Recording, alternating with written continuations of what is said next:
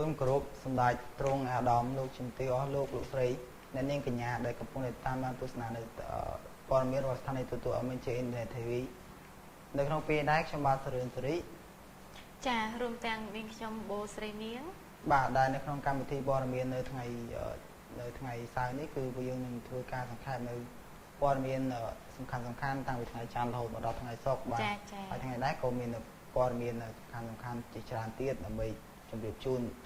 ដល់អ្នកដែលកំពុងតែតាមដាននៅស្ថានីយទូតMNJ TV យើងខ្ញុំបាទហើយនៅពេលនេះក៏យើងខ្ញុំក៏ទាំងពីរនេះក៏សូមអរគុណទៅដល់ស្ថានីយទូតMNJ ចាទូតMNJ របស់យើងខ្ញុំក៏មានផ្សព្វផ្សាយពាណិជ្ជកម្មគ្រប់ប្រភេទប្រដេញជាមួយព័ត៌មានបន្ទាន់និងធ្វើឲ្យផលិតផលរបស់លោកអ្នកដើម្បីទូទាំងប្រជាជនកម្ពុជា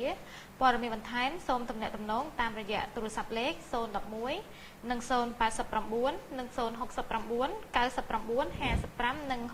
67ក្រុមហ៊ុនសន្តិសុខ MNJ Asia Security Co Ltd ក៏មានបម្រើនៅសេវាកម្មផ្នែកកម្លាំងសន្តិសុខ24ម៉ោងយាមកាមថែរក្សាលំនៅសហគ្រាសនិងទីកន្លែងផ្សេងៗរបស់លោកអ្នកប្រកបដោយសុវត្ថិភាព 100% ចា៎បើត្រូវការសន្តិសុខពី MNJ Grab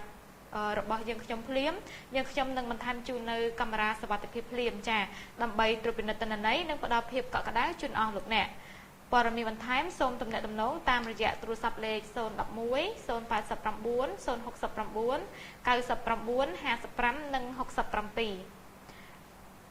ម្យ៉ាងវិញទៀតទូរទស្សន៍ MNJ TV របស់យើងខ្ញុំក៏បើកទទួលព័ត៌មានបន្ទាន់ពីបងប្អូនប្រិយមិត្តដែលជួបហេតុការណ៍នៅតាមដងផ្លូវឬកន្លែងណាមួយសូមរាយការណ៍មកកាន់លេខចា016 58 25និង67ចានិងមួយខ្សែទៀត098 79 77និង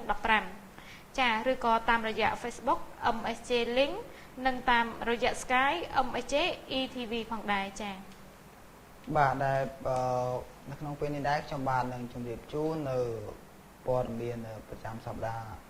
ដំបូងបាទដែលព័ត៌មានដំបូងនេះគឺបុរស2នាក់រងរបួសធ្ងន់និងងាប់ជ្រូកអស់9ក្បាលក្នុងករណីរថយន្តដឹកអស់បុករថយន្តដឹកជ្រូកក្រឡាប់បាសជើងបាទហេតុការណ៍នេះគឺកើតឡើងនៅខេត្តកំពង់ឆ្នាំងរថយន្តយីឌុបដឹកអស់បុករថយន្តដឹកជ្រូកធុនធំពីក្រោយពេញទំហឹងក្រឡាប់បាសជើងមនុស្ស2នាក់បានរងរបួសធ្ងន់និងងាប់ជ្រូកអស់9ក្បាលហេតុការណ៍នេះបានកើតឡើងនៅវេលាម៉ោង 9:30 នាទីយប់ថ្ងៃទី3ខែកក្កដាឆ្នាំ2014នៅលើផ្លូវជាតិលេខ5ចំណុចគីឡូម៉ែត្រលេខ108និង109ស្ថិតក្នុងភូមិស្រងាំទេឃុំប្រស្នឹមស្រុករលីផ្អៀសមត្ថកិច្ចចរាចរណ៍ស្រុករលីផ្អៀបានប្រាប់ឲ្យដឹងថាមុនពេលកើតហេតុរថយន្តបង្កយីឌុបផ្លូវ4ដឹកអស់ពេញព្រៀបអត់មានស្លាកលេខបើកបរដោយឈ្មោះគៀកុយអាយុ25ឆ្នាំរស់នៅស្រុកក្រគោខេត្តពោធិ៍សាត់បានបើកបរក្នុងទិសដៅពីជើងទៅត្បូងលុះមកដល់ចំណុចកាត់ហេតុបានបុករថយន្តដឹកជ្រូកម៉ាក Fuizo ពាក់ស្លាកលេខភ្នំពេញ 3B7099 ចំពីក្រោយពេញទំហឹងខណៈដែលអ្នកបើកបររថយន្តដឹកជ្រូកឈ្មោះអាលចែមអាយុ34ឆ្នាំ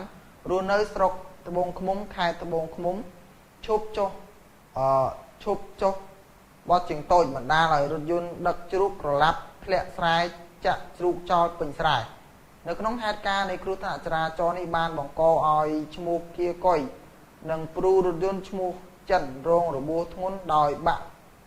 ដៃនិងម្នាក់ទៀតបាក់ជើងនិងធ្វើឲ្យជ្រូក9ក្បាលងាប់ជុចដាក់ជ្រូកខូចអស់90ជុចនិងរថយន្តមួយគ្រឿងខូចធ្ងន់មួយគ្រឿងទៀតស្រាលក្រោយពេលកើតហេតុអ្នករងរបួសទាំងពីរនាក់ត្រូវគេបញ្ជូនទៅមន្ទីរពេទ្យខេត្តនិងបញ្ជូនបន្តទៅពេទ្យនៅក្នុងទីក្រុងភ្នំពេញដល់ឡែកនៅព្រឹកថ្ងៃទី4ខែកក្កដាឆ្នាំ2014ភាគីខាងរថយន្តដឹកជ្រូកបានជួលរថយន្តស្ទូចមកស្ទូចជ្រូកទាំងអស់ទេដាក់រថយន្តមួយផ្សេងទៀតដឹកទៅកាន់គោលដៅរបស់ខ្លួនចំណែករថយន្តទាំងពីរត្រូវបានសមត្ថកិច្ចស្ទូចយកមកទុកនៅការិយាល័យនគរបាលចរាចរណ៍ជើងគោកខេត្តដើម្បីកសាងសំណុំរឿងចាត់ការទៅតាមនីតិវិធីគេសន្និដ្ឋានថាករណីចរាចរណ៍ខាងលើនេះអាចបណ្ដាលមកពីអ្នកបើកបររថយន្តដឹកអស់បើកក្នុងស្ថានភាពងងុយពេលមានឧបសគ្គជន់ហ្វ្រាំងមិនទាន់និងមកពីការផ្ទុកអស់លើចំណុះធ្ងន់ពេក ជាន់ប្រាំងមិនស៊ីផងដែរបាទនេះគឺជាសារព័ត៌មានដែលបញ្ជូនមកដោយអ្នកសារព័ត៌មាន MSJ យើងគឺលោកសច្ចៈបាទ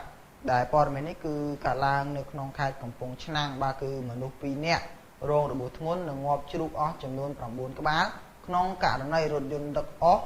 បុកជាមួយនឹងរថយន្តដឹកជ្រូកក្រឡាប់បាសជើងផងដែរ